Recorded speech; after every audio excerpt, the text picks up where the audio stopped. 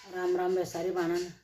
एक सोमवार के शिवजी महाराज की कथा हमें ध्यान से सुनिए। एक बहुत धनवान साहूकार था जिसके घर धन आदि किसी प्रकार की कमी नहीं थी, परंतु उसको एक दुख था कि उसका कोई पुत्र नहीं था।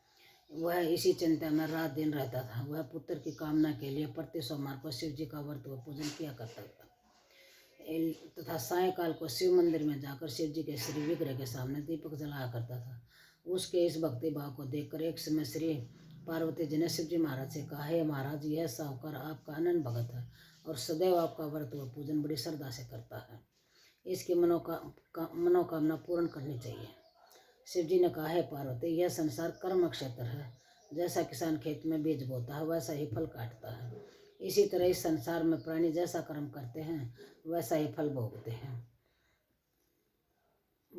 पार्वती जी ने अत्यंत आग्रह से कहा, महाराज, जब यह आपका अनन्य भगत है और इसको अगर किसी प्रकार का दुख है तो उसको अवश्य दूर करना चाहिए, क्योंकि आप सदैव अपने भक्तों पर दयालु होते हैं और उनके दुखों को दूर करते हैं। यदि आप ऐसा नहीं करोगे तो मनुष्य आपकी सेवा तथा व्रत क्यों करेंगे। पार्वती जी का ऐसा आग्रह देख शिव जी महाराज कहने लगे, हे पार्वती, इसका कोई पुत्र नहीं है।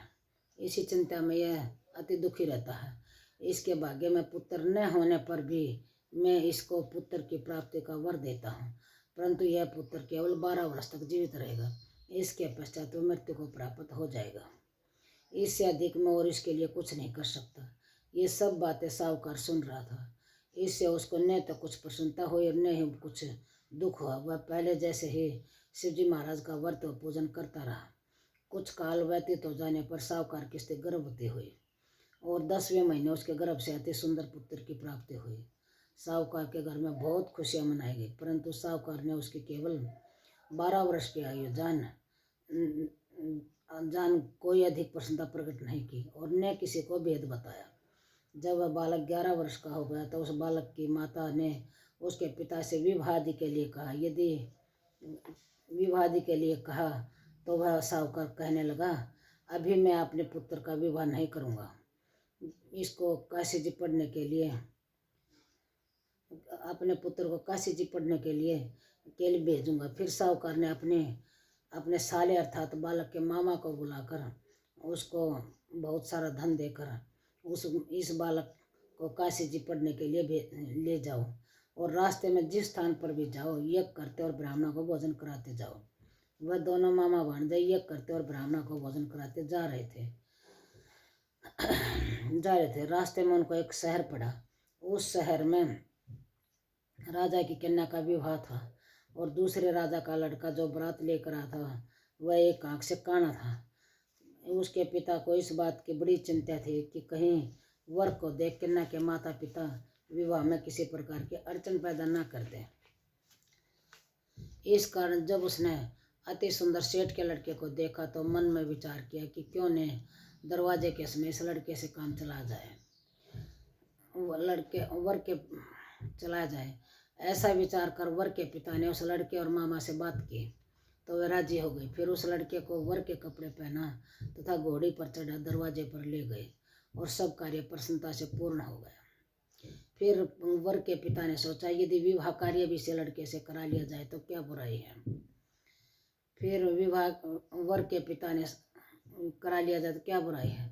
ऐसा विचार कर लड़के और उसके मामा ने से कहा, यदि आप फेरे और कन्यादान का काम भी करा दो तो आपकी बड़ी कृपा होगी। इसके बदले में आपको बहुत सा धन दूंगा। तो उन्होंने स्वीकार कर लिया। विवाह कार्य भी बहुत अच्छी तरह से संपन्न हो गया। परंतु जिस समय लड़का जाने लगा तो उसने राजकुमारी की चुनरी के पल्ले पर लिख दिया कि तेरा विवाह मेरे साथ हुआ है। यदि आप हुआ है, परंतु जिस राजकुमार के साथ तुमको भेजेंगे वह एक आंख से काना है। मैं काशी जी पढ़ने जा रहा हूँ। लड़के के जाने के पश्चात राजकुमारी ने जब अपनी चुनरी पर ऐसा लिखा हुआ पाया तो उसने राजकुमार के साथ जाने से मना कर दिया और कहा कि यह मेरा पति नहीं है, मेरा विवाह इसके साथ नहीं हुआ। वह तो काशी जी पढ़ने गया। राजकुमारी के माता पिता ने अपनी कन्या को विदा नहीं किया और बारात वापस चली गई। उधर सेठ का लड़का और उसका मामा काशी जी पहुँच गए। वहाँ जाकर उन्हें यज्ञ करना और लड़के ने पढ़ना शुरू कर दिया।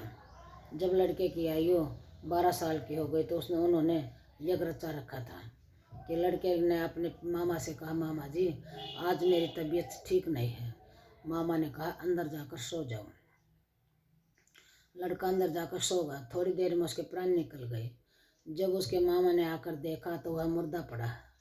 तो उसका बड़ा दुख हुआ और उसने सोचा कि अगर मैं अभी रोना पीटना मचा दूंगा तो यज्ञ का कार्य अधूरा रह जाएगा।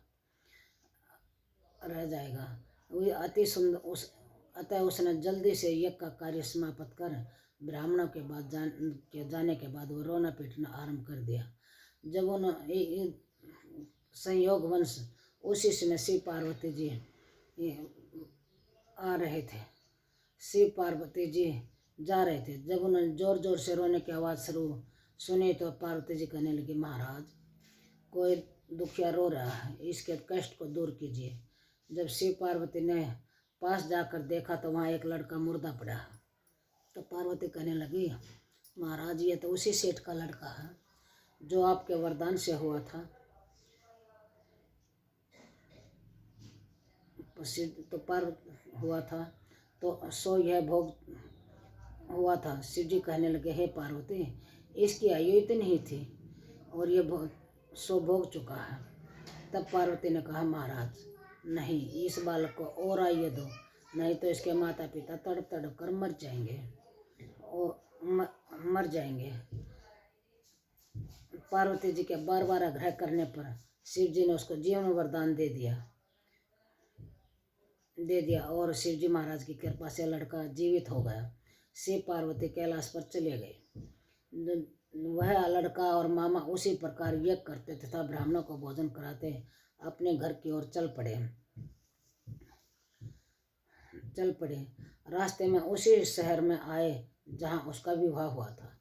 वहाँ पर आकर उन्होंने यज्ञ आरंभ कर दिया और उस लड़के के ससुर ने उसको पहचान लिया और अपने महल में ले जाकर उसकी बड़ी खातिरदारी की।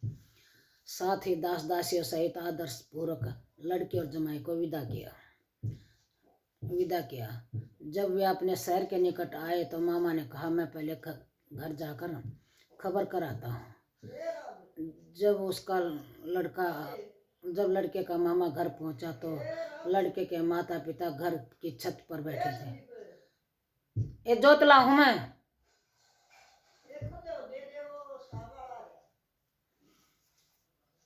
थोड़ी बार में दूंगी, जोतला रही हूं मैं।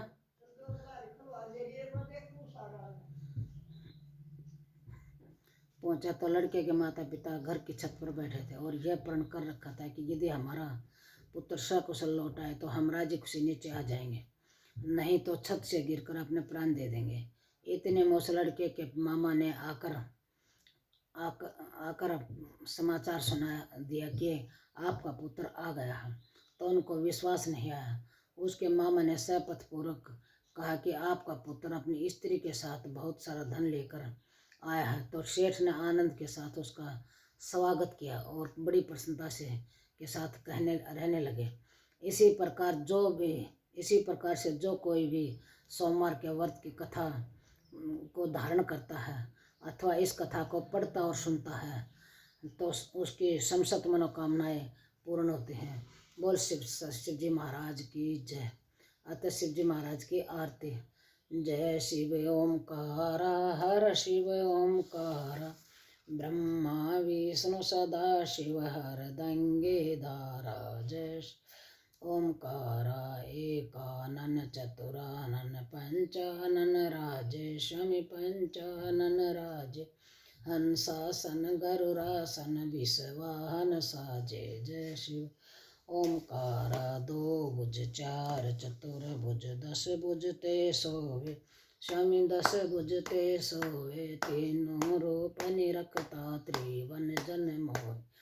जय शिव ओंकारा अक्षमाला वनमाला मुंडमाला धारी शमि मुंडमाला, त्रिपुरारी कनसारी करमाला धारी। जय शिव ओंकारा श्वेतांबर पीतांबर बागंबर अंगे शमि बागंबर अंगे, सनकादिक गरुरादिक भूता दिक संगे जय शिव ओंकारा करके बीच कमंडल चक्र त्रिशूल धरता शम चक्र त्रिशूल धरता जग करता जग हरता जग पालन करता जय शिव ओंकार त्रिगुण शिव जी की आरती जो कोई नर गावे स्वामी प्रेम सहित गा कहत शिवानंद स्वामी पढ़त हरि हर ज्ञान निमन वंचित फल पावे जय शिव ओंकार हर शिव ओंकार ब्रह्मा विष्णु सदा शिव हर गंगे धारा जय शिव ओंकार बोल सच्चे महाराज की जय।